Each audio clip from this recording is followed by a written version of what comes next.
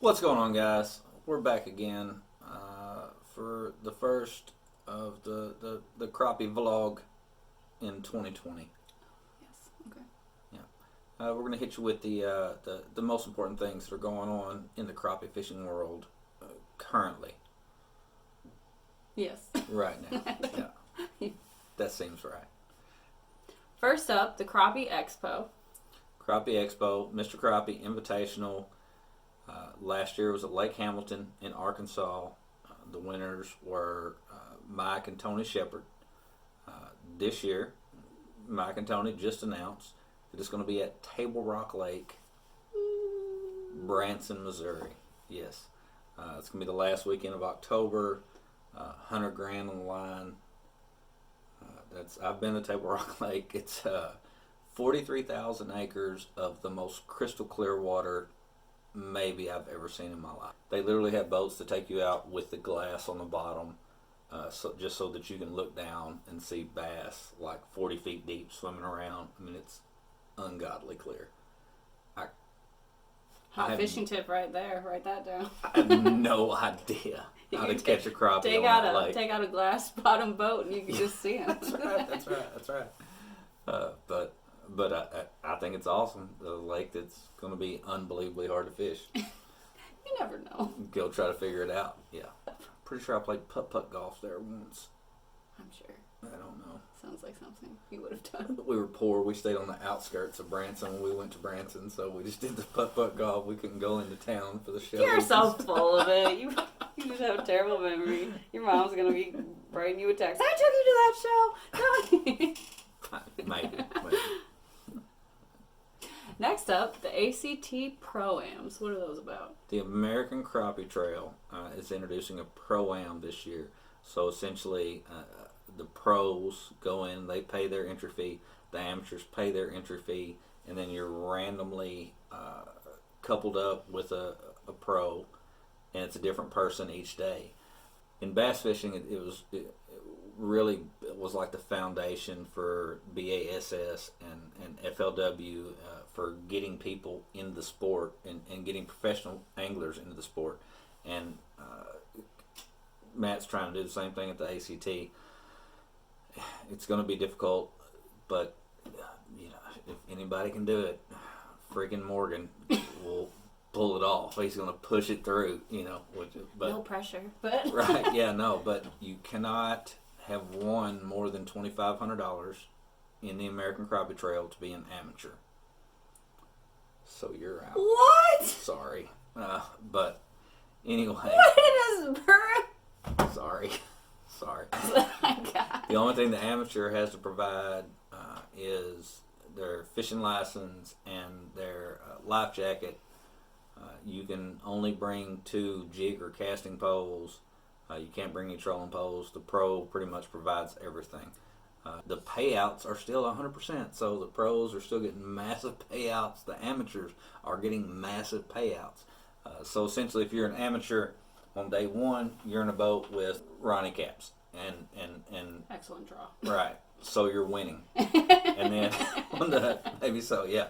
So on the second day, you get paired up. You have Josh Gowan, so you end up in 15th. You know what? I don't appreciate that, but nonetheless, yeah. So it's your 2-day total of your team weight each day, and you only weigh 5 fish rather than 7. But the amateur payout it's still 100%. It's still monstrous. Still all the sponsors there, everything. I mean, for somebody wanting to get into it without really having a ton of knowledge, Or your own boat. Yeah, that's it. You don't have to have your own boat. You don't have to have your own electronics, trolling poles, anything. But even if you have some of those things, how much you're going to learn is astronomical. And for the pros, it's almost two-sided. Like, for one, you have a giant payout there waiting for you.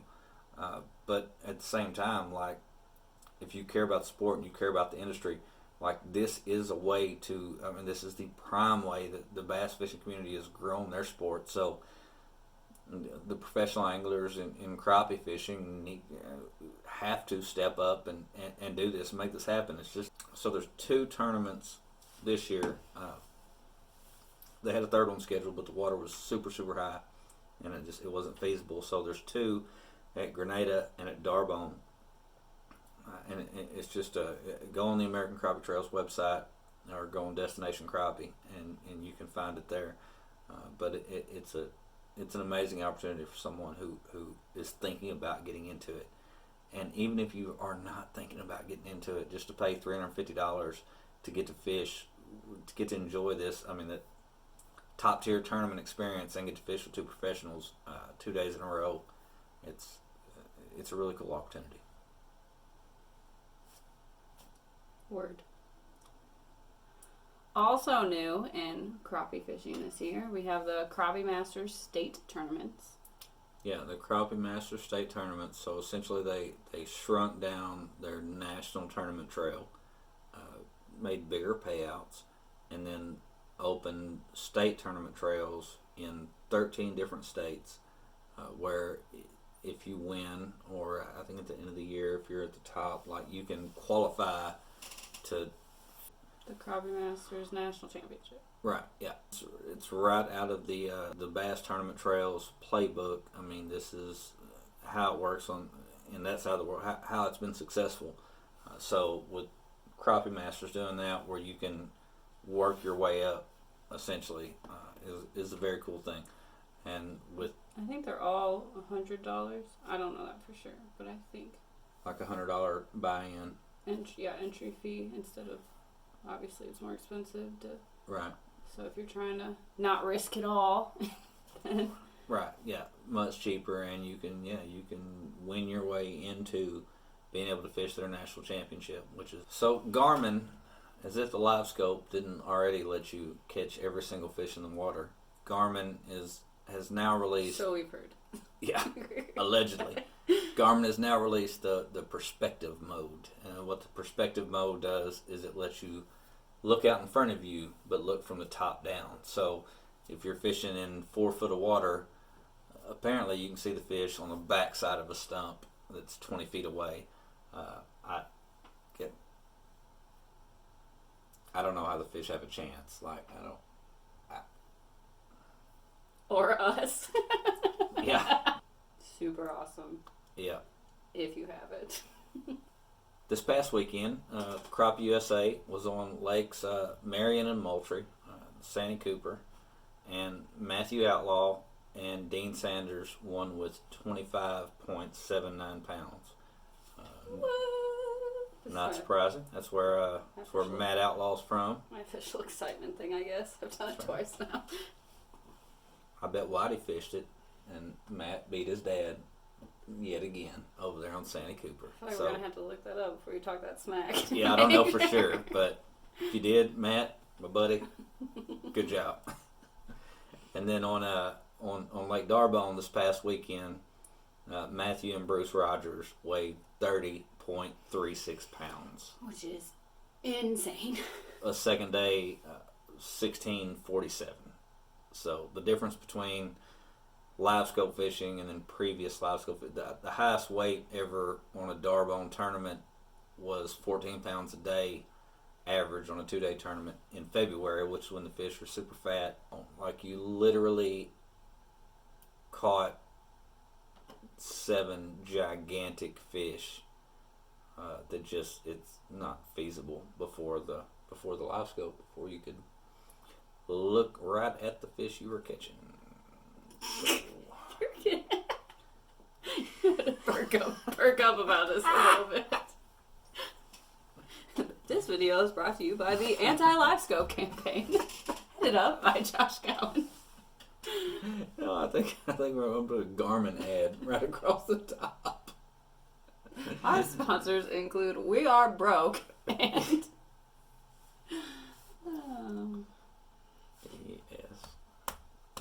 It's okay. Yeah. Maybe you deal with it. So speaking of tournaments and how to win them, we have a couple new rules this year that we thought we'd let the masses know about. That's right. Yeah. So after last year, when Paul Turner was caught cheating at the Crappie USA tournament, when he was fishing a different lake than he was supposed to be fishing, the American Crappie Trail and the Crappie Masters Tournament Trail have tightened up the rules a little bit. both tournament trails already had these plans like on the back burner. Like they already wanted to do them. They wanted to pursue making it a little bit tighter and a little bit tougher for individuals to cheat. But I think that Turner getting busted, like I think that kind of helped. That kind of pushed it to the forefront, if you will. So in the American Crappie Trail, they are now doing a blast off, which means that all boats leave from one place, and they do it by flats. I mean, it's very fair. They don't send everybody off in a wad, but they do it by flats, one at a time, and then you get a different flat the next day, unless there's some weather situation, and then they're not going to send out a small boat in gigantic waves, obviously. But and then the Crappie Masters Tournament Trail, they've instituted live well checks where you have to come by in the morning before the tournament trail and get your live well checked to a certain spot. And there will always be ways to cheat. You can never ever stop a cheater from cheating, but deterrents are key. I mean, they're called deterrents for a reason. They literally deter cheaters. So in an effort, mic drop. Nailed it. Crappie alert. Crappie alert. The drama. There's always drama. Some fish died at the Crappie Masters tournament. I don't know if you've heard. I've heard. A couple times. Some fish died. It's a big deal, guys. I don't know how to do this.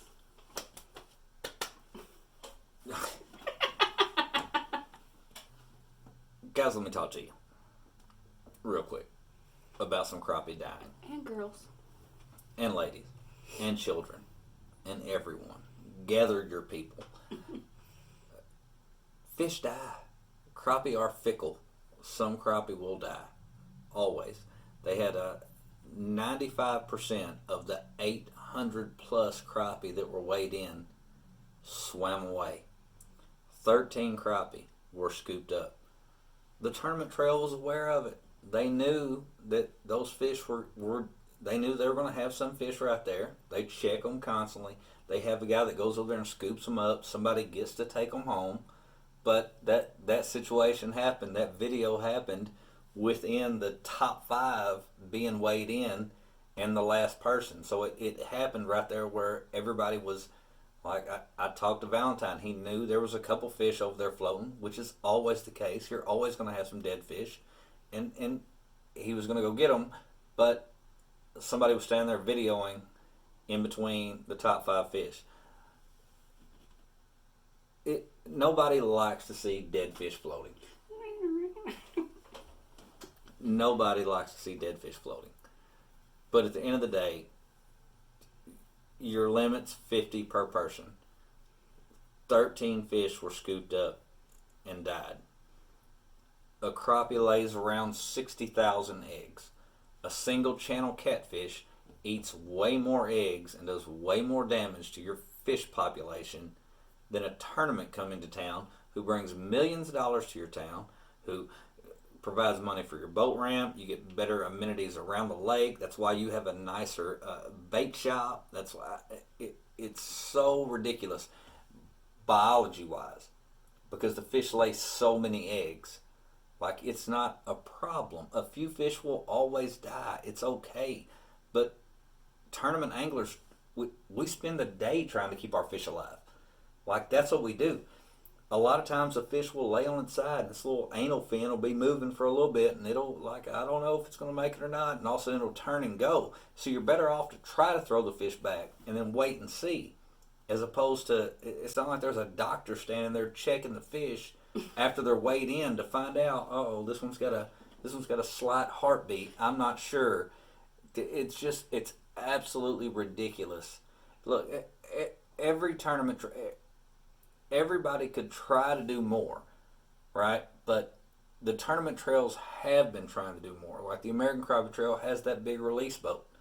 So they take them out to the channel, they drop them off, they're able to keep them there, oxygenated. Crappie Masters has also made changes. They no longer, you have to have at least a 25-quart bucket. It has to be aerated to keep your fish alive. You can't weigh fish in unless they're alive. So then you stand up there and talk for a minute. Some fish are going to die. But guys, it does not even remotely touch your fishing population. It doesn't even kind of touch the crappie population. Like, it's just, biology-wise, it makes absolutely zero sense. No sense. So a few fish died. All these people come into town purchasing fishing licenses, buying out-of-state fishing licenses, buying minnows, buying gas, buying food from your local places.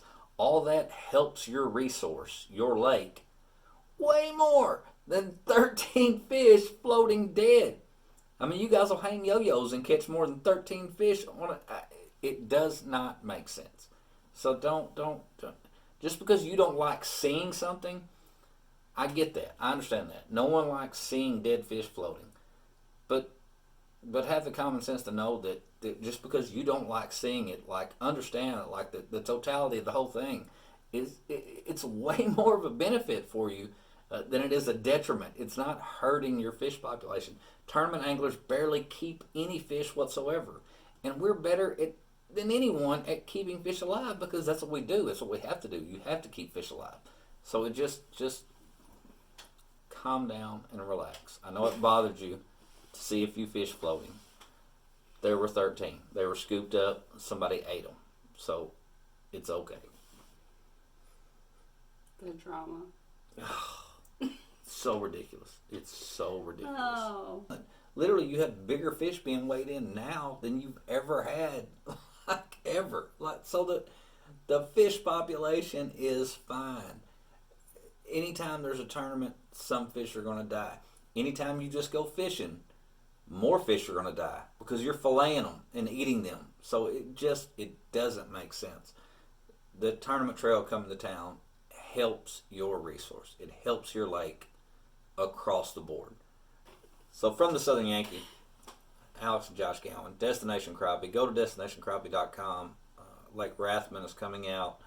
We're working on Kentucky Lake right now. That will be the next one. But go find articles, videos, things, all things pertaining to crappie fishing, destinationcrappie.com. Go check us out, like us on Facebook, Instagram, etc. Yes. See you next time. I feel like your energy was very negative. I know it's like all the topics were like annoying, like you're mad at somebody. Like I had to talk about Turner and I had to talk about the guy about the dead fish. You were right. Oh man, we actually weren't recording. Oh my God. No, I'm just kidding.